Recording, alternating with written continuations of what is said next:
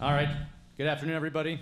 Thank you for joining us. We have several people in the room. We also have several folks on Zoom who will have some questions. We're excited to welcome Dr. Ceri Bowley as the new Chief Soccer Officer and Sporting Director of the North Carolina Courage.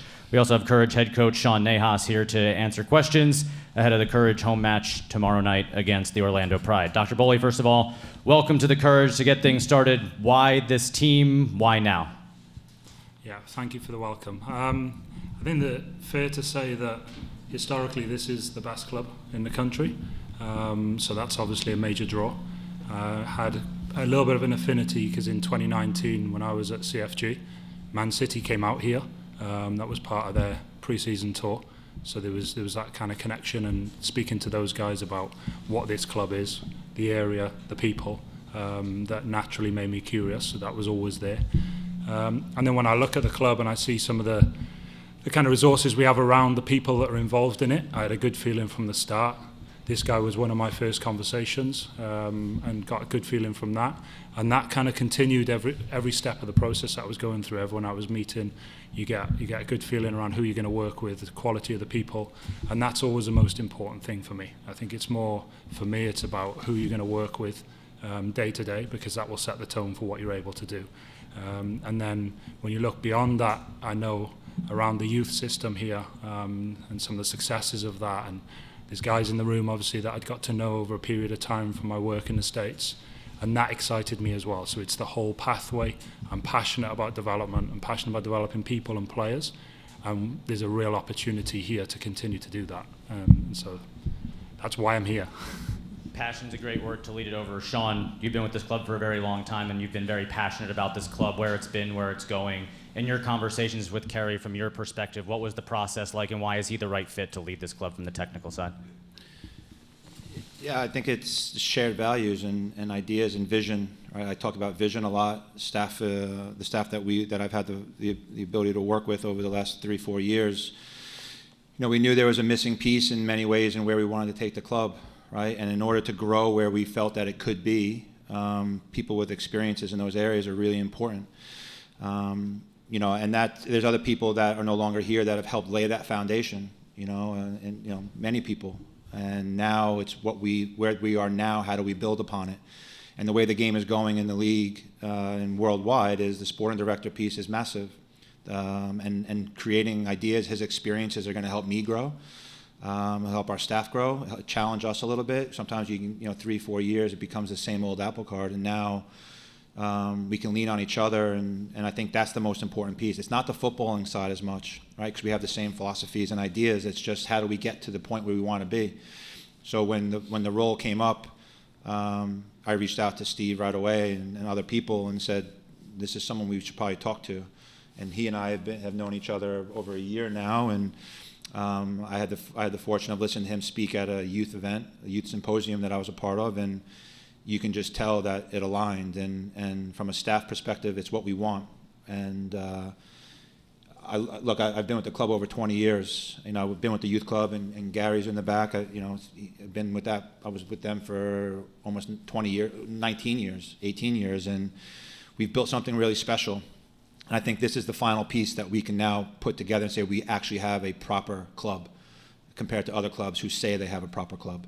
And I don't say that lightly. I mean it, because I truly believe in what we've built here and what we've created in the facility and where we're going, where we want to take it. So you need the right person to do that. And in order to have that, you need the people that have connections and experiences that we as a staff don't have. So yeah, we're thrilled and excited, and it also gives me someone to lean on a little bit, because I've always lent on the staff, and that could become cumbersome because we're in it together and we can't separate, and that can help alleviate some of those stresses as well. Ceri, from everything we've heard about you coming in, you're a people person. You put people first before the football. If you could speak a bit to your philosophy and your leadership style, and a bit more about what you intend to bring to the Courage in this role. Yeah, well, I've already said people are massively important. We have to see the person before the professional. That's huge, because if you want the best version of the professional, then you have to have a happy and productive and motivated person. In terms of how I like to work, it's with people. So I don't come in today and say this is the way we're now going to do things and it's going to be my way. That's absolutely not the way that I operate. It's about how can we co-create and continue to evolve what's been put in place. Sean mentioned those that have laid foundations already, and it's about respecting them. It's about protecting the things that have got the club to where it is. And then it's about what else can we do, what else can we create, how can we strengthen what we do to get where we want to get to, and continually do that, because being successful once is not the way. You have to be successful every single year, and that's what the best do. And that's certainly what we'll look to do as a group of staff, to be able to help the players to be as successful as possible. So it's definitely about going on a journey together, and it's everybody that's part of the club has a massive role to play in that. And then it's for me to try and steer us to keep us on track and challenge and support at the right times, but also be challenged and supported at the right times, so that we build something that we can all be proud of and something that we love coming into work to do every day. And then before I turn it over to online coach, if you could speak to the culture of this club and where you've seen it grow over these last couple of years, and what the place of the Courage is right now as kind of a new regime begins here today. Yeah, I mean, I think back to when Steve first brought the club here, it's night and day. When myself and the staff took over in 2021, during that period of time, we started over again in many ways, and I've said it millions of times. It was recreating a sense of belief, not only within our walls, but with our fan base. And you can see that based on our attendance, that the way we play and the way we've connected with our fan base is massive. Without the fans, they're the ones that we play for, and you have to have a sense of community in the area. But I think that's the biggest thing, the improvement in the medical side, the improvement on the technical side, and the staff that we have. I say this often, and I may not show it all the time, but I think we have the best staff in the league based on where we come from, youth development background, and having a passion for making sure players are improving every day, both holistically and inside, mainly holistically, but inside the lines as well. And I think that's the main thing. To where we are now, we've gotten back to level ground, is the way I like to put it. Now we have to build upon it. There's no going back. It took a long time to get where we're at, but it was hard work, but it's all worth it when you see what's happening. You see the smile on the players' faces, even when we were 0-, I don't want to talk about it really, but they never wavered. They were laughing, they were smiling, they came every day to work, they hadn't lost touch with anything, and when we made the change in certain areas, they were all ears, and that's a credit to the culture that's been created, not necessarily this year, but over the years. Sully and Mary and KK and Ryan, and now the young players who have bought in. And we as a staff don't have to do anything. And that's a special thing. And I think that's what makes our job easy every day, to come in knowing that we have 26 players plus that are coming to learn and eager to get better, but support each other in that journey. And hence the reason you're seeing the turnaround. And you just can't lose belief. If myself and the staff lost belief 4 years ago, then I wouldn't be sitting here, and this club may not be here. But we believed in something really unique and special, and here we are. So it's a pretty cool moment for myself, the staff, the club, and something that everyone had a part in that they should be proud of. And with that, we'll turn it over online. Nicholas. Yeah, first question is for Ceri. Ceri, the Courage have a really deep, lengthy relationship with the local youth club. How do you see that? You mentioned your passion for developing players and people. How do you see that continuing to evolve in this current era of the NWSL? Well, first thing is that obviously I need to understand that on the ground, operationally, building relationships with people, but it'll be fundamentally a big part of what we do. Connecting the pro and the youth and continuing to create those pathways is something that needs to happen. It's what gives any club some sustainability, the efficiency of how you work, and any effectiveness is always built on a strong relationship and an attachment to the youth game, and connecting that right the way through. So it's an everyday thing, and it'll be something that we'll continue to focus on trying to do. Sean, you've spoken about your admiration for Pep Guardiola's style and coaching philosophy in the past. How do you see being able to lean on Ceri's experience within the City Football Group to continue to develop your own philosophy and coaching style with the Courage? Yeah, I mean, it's like you look at a style. It's not really necessarily one particular person. It's a belief in the way you feel that that you want the game to be played, and if you're an observer, making sure that that's the picture, right? So, but you need to have a staff that believe in the same thing. So again, the experiences that Ceri has with CFG, I think it's massive. but there's other dynamics to it as well. It's just getting little intricate details that maybe we can look at. But yeah, I think anytime there's a coach that he was here last year. I was just wish I had the opportunity to chat with him, but I think at the end of the day, those moments, you just look, you can't copy and paste, but if you have players that are in the roster's built the way you want it to be built, that you can play a certain style, which we have, there's multiple clubs and groups that play that way. But the experiences that Ceri have, I'll definitely lean on him and pick his brain, because I think that's important. And from that point on, then we can see what we can potentially implement. But it's more of an education piece for me. It's more of an education piece for us as a staff. Because again, otherwise you're just trying to evolve in your own way. So I'm excited about it. If you want, whenever you want to pass this number, just let me know and I can just give him a call and chat with him. But no, it's a great time. But again, Ceri also has his own experiences outside of City Football Group that we can lean on, and vice versa. So it's more than just one particular person. And then, Ceri, last one from me. What have you seen from the Courage so far in your time during the process of picking the Courage as a place to be, and how do you see the club continuing to evolve? Yeah, I think I've alluded to some of that already in terms of the reason for coming here. Just watching this season, every game that I've seen, you can speak to what Sean's already mentioned as well in terms of the intensity, the desire of the players in those games, even when the chips were down. To try to continue to do the right things, and just adding to the part around the game style. That's a big thing for me. Picking a club that plays away and has an identity about what they're trying to do. This place is the closest aligned in terms of how I see the game and how I believe the game, because of not just City Football Group, but all the clubs that I've been at leading to that place.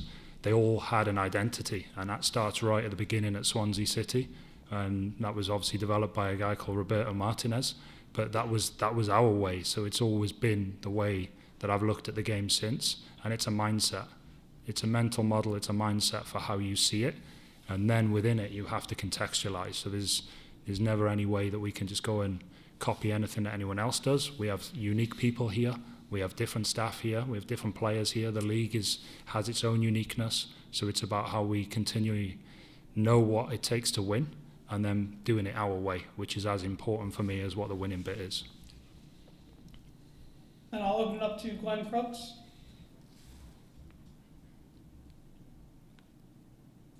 Hey, both of you, how are you? Good, Glenn. Good, mate. Congratulations, Ceri. I'm most interested talking about the coaching side of the coaching development and your experience with City Football Group in particular, where you were developing and supporting the coaching community. And then you have this cohesive football philosophy that you're also trying to instill.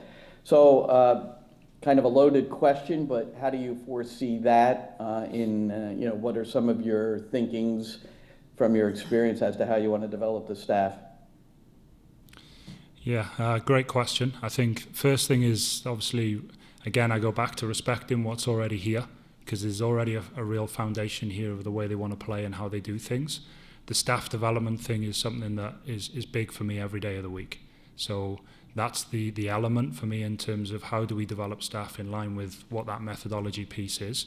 And it's a two-way process, I think. So it's not only, development isn't something that you do to people, it's the experience that you create for them. And then it's around how can I learn from other people in the same way as maybe they can learn from me. So it's creating that open dialogue. It's about having conversations every day, and it's not always formal. There's the informal element of it, and that comes from working with good people who are curious to learn and having open discussions constantly. And that together with having the vision for how we want to play and what our targets are going into each game and wider than that, that will help us to align where we need to get to. But I think, the first thing is giving the time and the attention to development, because I do feel that in the pro game it gets lost sometimes, particularly when we start to think about staff. It's almost like we've arrived at the pro now, and that's it. Now we just perform.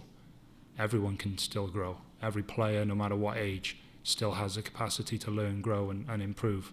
And it's the same for us as staff. I don't think the journey ever stops. When it stops, you're in trouble. That's how I kind of see it.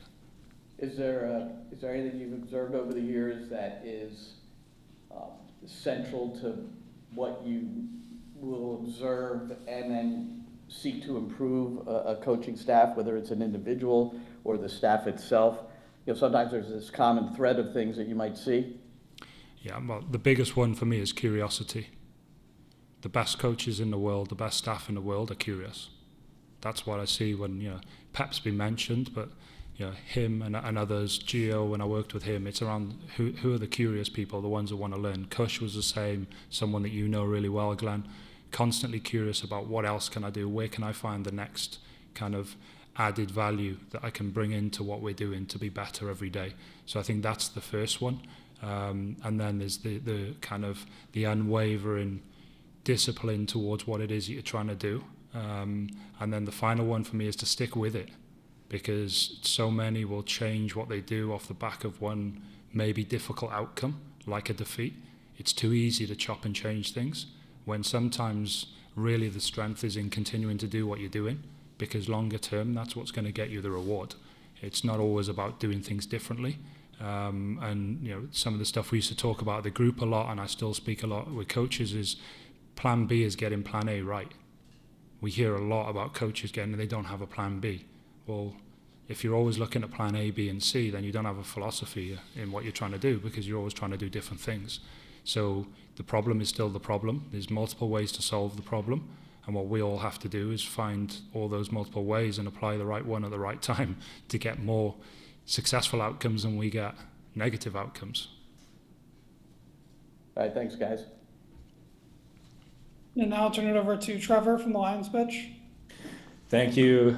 Welcome, Dr. Bowley. And the Lions Pitch is an independent podcast and newsletter, just so you know. And my question is for you. You've talked about your goals around staff development. I'm just curious, for the rest of this calendar year, what other priorities you see emerging? Yeah, without going into too much detail of what our plans are going to be, naturally there's a normal process when a new member of staff comes in, that they get to know what day-to-day looks like and get to understand people. So that's my biggest priority, because you only get one opportunity to build a relationship at the start. And so I want to give the attention that deserves to really getting to understand the people that are in this club, the people that have helped make it successful to this point, and what things I can do to support them in their day-to-day. That's honestly, that's my biggest priority at the moment. And then beyond that, it's about where are some of the gaps that we might have in what we currently do that we might need to start to build out. But also coming in and partway through a season, there's a priority around winning games, right? So there's certain ways that you have to work with a staff that's different to what you might do if you came in an off season, because of the time factor. So it's about trying to help these guys to be as efficient and effective with their time as they can be, whilst adding little bits as we go. But yeah, without getting into too much detail about the direction that we might go in, that's the priority for now. Got it. Thank you for your time. Last call for questions on Zoom.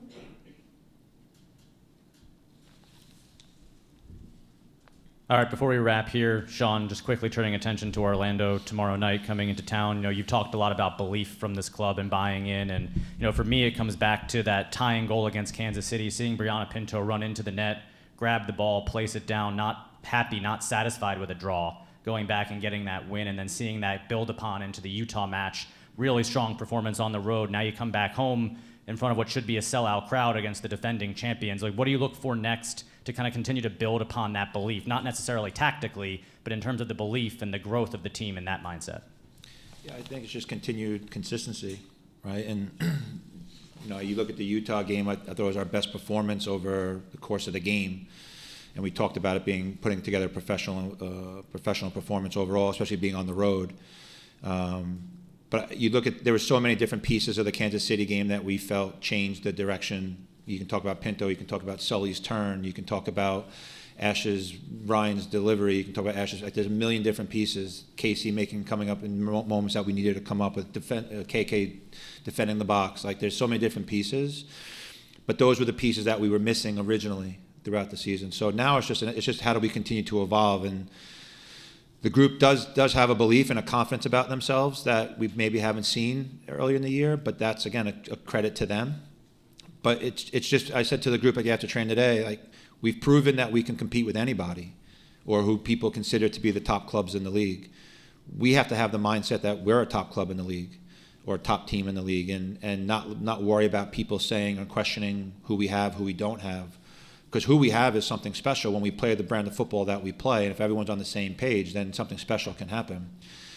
So yeah, I think it's just seeing a continued evolution and growth and good performances across the board. We know Orlando is the defending champ, but that was 2024, right? So the good thing is our club has experience in that in terms of the targets on your back. However, this group doesn't have that experience. So we as a group have to just lean on each other and show belief and let them go do their thing, make decisions on the field, and after 90 minutes, the result is the result. And then it's how do we get better, whether we win, lose, or draw? Where are areas that we can improve in? And that's the consistency that we as a staff have shown the players and they've shown us. So I just want to see a good performance. Usually a good performance by us gives us a chance to get the result. The fact that we're home, as I always tell the players, regardless of who's in the stands, we have an obligation to perform for our fans. And at the end of the day, enjoy the moment. Don't take it for granted. And they're doing that every single day. So look, I'm lucky with the locker room we have. We have a special group of people. And then as a result, really good players. And it's led by a lot of veterans that are accepted their roles right now. And hopefully we can put on a good performance tomorrow. And if we do, then we're always going to give ourselves a chance to get 3 points. And then finally, Ceri, to wrap things up, you'll meet the fans tomorrow night before the Courage kickoff. What's your message to Courage Country, to those fan base that's looking forward to a new era, kind of? Keep coming. Make sure you support the team, continue to do it, because the difference that it makes playing at home is huge. And that's for any club in any country. Playing at home is the best thing when your fans show up and they're there for you. And hopefully we'll continue to do, as Sean said, put on a performance that makes you want to keep coming back. But it's a thank you for coming, making it a sellout tomorrow, because it makes such a difference. To be on the pitch and have those behind you makes a massive difference. So it doesn't go unnoticed.